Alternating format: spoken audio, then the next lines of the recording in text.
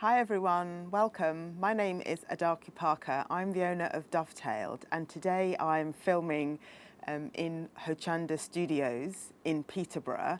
I'm going to be on the show today. It's the 17th of March 2020, and I'm going to be filming with them at 4 o'clock this afternoon. I'm going to be selling African wax print fabrics. I'm going to be selling the sewing patterns that I design, and I'm really looking forward to it.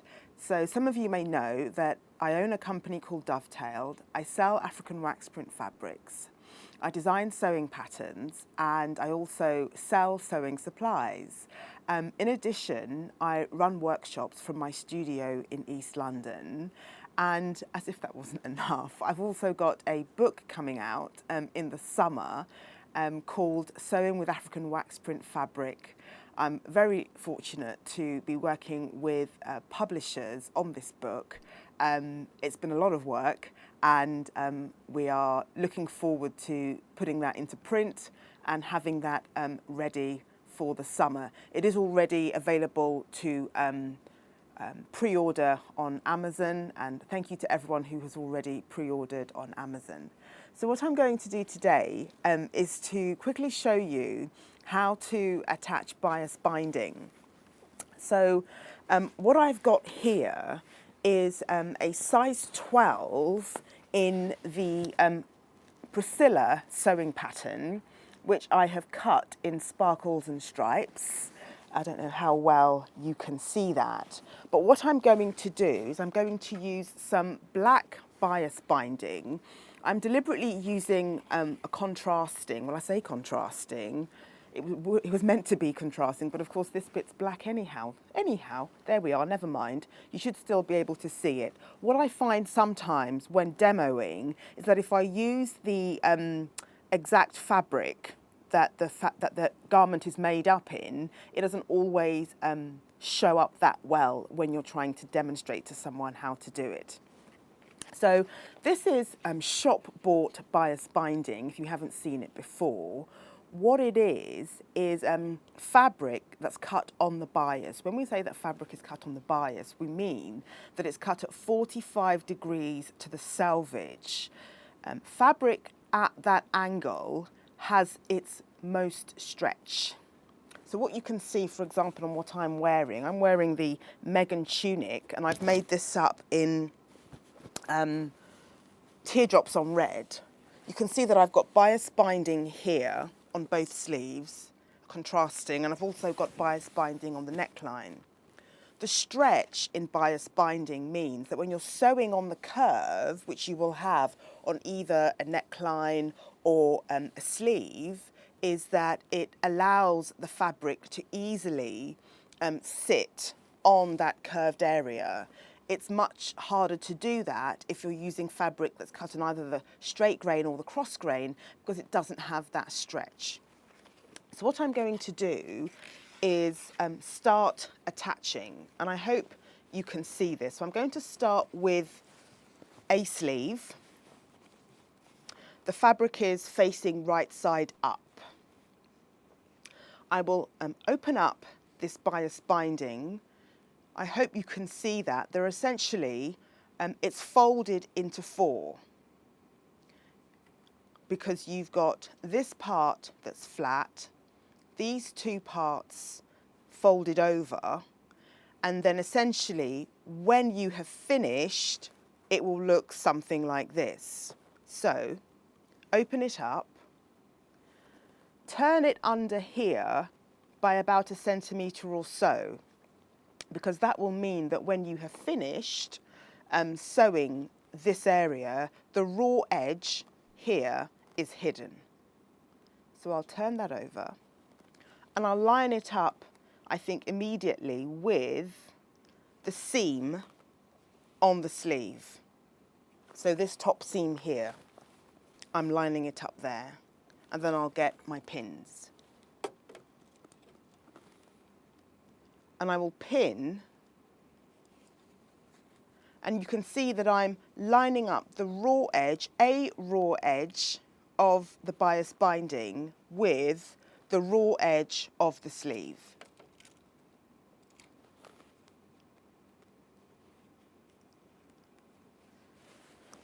Those of you who are unfamiliar with these fabrics, they are referred to as African wax print fabrics. They're also known as Ankara fabrics. They are wax printed. By wax printing, we mean that the wax resist method of printing onto cotton has been used to create these beautiful designs. We don't mean that it actually has wax on it. Essentially, it's 100% cotton. I would treat it as you would any medium weight cotton. This means that you would pre-wash your fabric before cutting into it and sewing. This just helps to soften the fabric a little bit, and also just sort of gets rid of that factory finish. The colours don't fade. I have to say that in preparation for this show, I washed quite a few different fabrics together in my machine, and there was no fade, no run, nothing of that sort. They're all colour fast and are really lovely to work with. So you can see I've gone all the way around with my pins. As I say, the right side of the binding is matching the right side of the sleeve, and you've lined up the raw edges. And then, and I'll try and do this slowly, when you've met up, as it were, with the part that you initially started pinning, just come a bit further along with the binding to make sure that it's covered, and then cut. Just make sure that the part that's come round extends beyond the area where you started. Okay, and now we can start sewing. So what I like to do is I like to use if your machine has one of these, you can remove it just so you can get, you can use this small little arm here. It's great for sewing something like a sleeve because it means that you're not fighting to kind of get that small circumference over a larger space.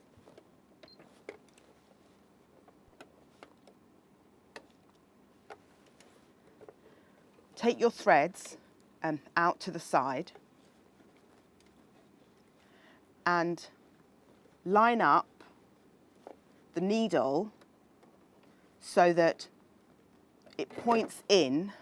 Drop the needle down, the sewing needle, down, the machine needle I should say, down into that groove, which is the first groove closest to the raw edge of your binding and your sleeve, and start sewing. Making sure that your needle follows that fold line.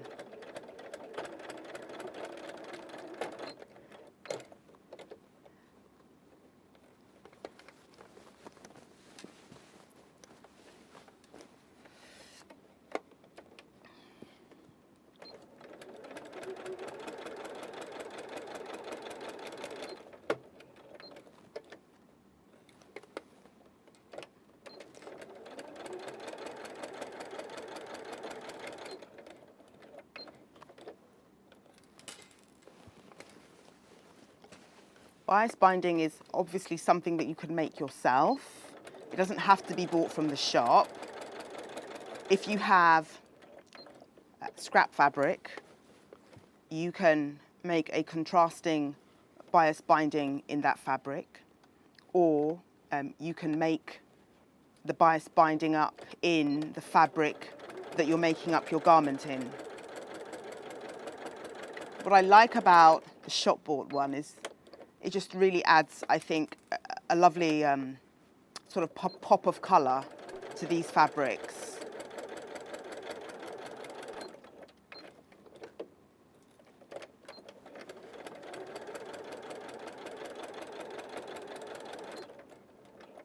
So I started the business in 2017-18,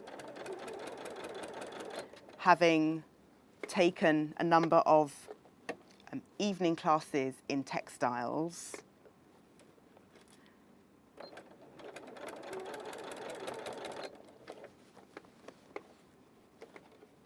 Shortly after, I began making bags and clothes, and I'd get quite a few compliments. People might want me to make something for them, and that was really how the business started.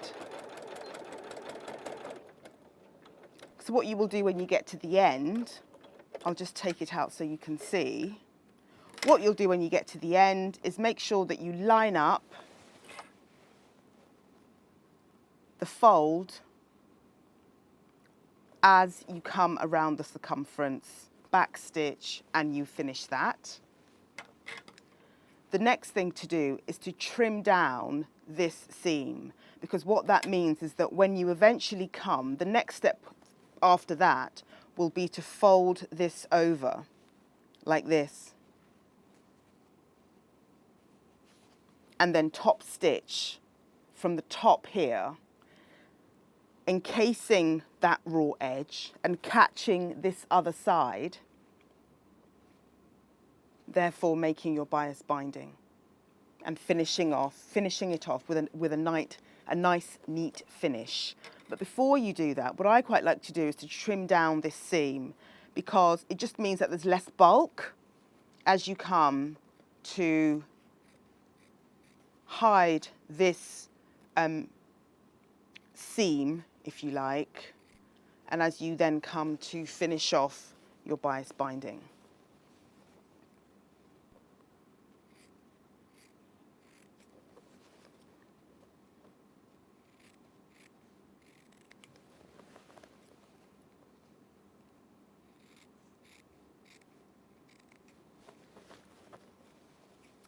Some of you may know that I regularly exhibit at many of the big shows around the country. So most recently, I was at the Knitting and Stitching Show. Well, they don't call it that anymore. It's now the Stitch Festival. I was there at the Business Design Centre last month, so February into March. That was lots of fun. My next shows, all being well, given what's going on at the moment. I have one in Essex. I have another one in Surrey. And then I'll be at the Festival of Quilts, the big one in Birmingham, in August. In fact, 31st of July, I think that starts. So, and all being well, the book will be available then as well. Fingers crossed. So what I'm doing now, trying to keep it nice and neat, is just folding over. And I normally start from here, because if I can get this bit right, where you have the most bulk, the rest of it pretty much falls into place. Now, you're normally supposed to use your pins at right angles to what you're sewing, but just because of the bulk here, I like to use these pins going across just at that section. And then as I continue, I will be using the pins at right angles. I just wanted to say a word about sewing with these fabrics. The general rule with dressmaking is that your fabric is cut on the straight grain. But I find with these fabrics that it's often better to actually follow the design. So if, for example, the particular way that the fabric is cut, or rather the particular way that the print points, means that you would prefer to cut on the cross grain, then do go ahead and cut on the cross grain. You know, follow the design rather than the straight grain or the cross grain. So what I'm doing is making sure that that original seam line is hidden, and that by sewing from the top here, I will catch this fold here.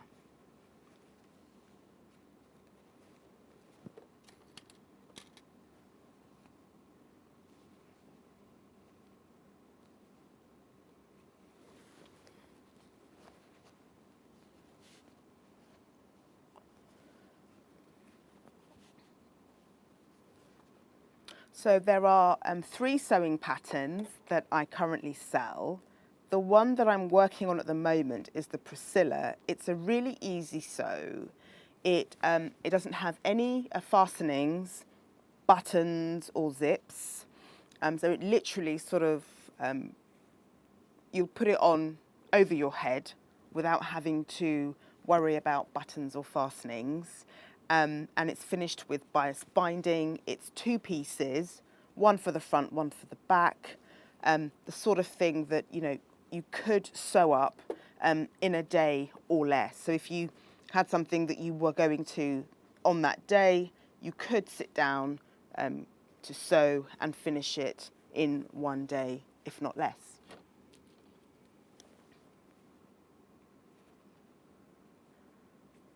So now that I've pinned everything together, I wouldn't normally give it a press, but you can do.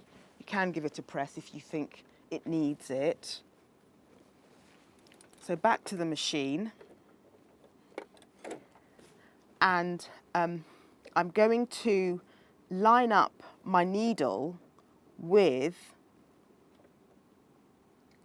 the edge of the binding where the original stitch line is.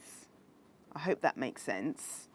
But essentially, I'm trying to catch that fold line that has covered the original stitch line that I just made.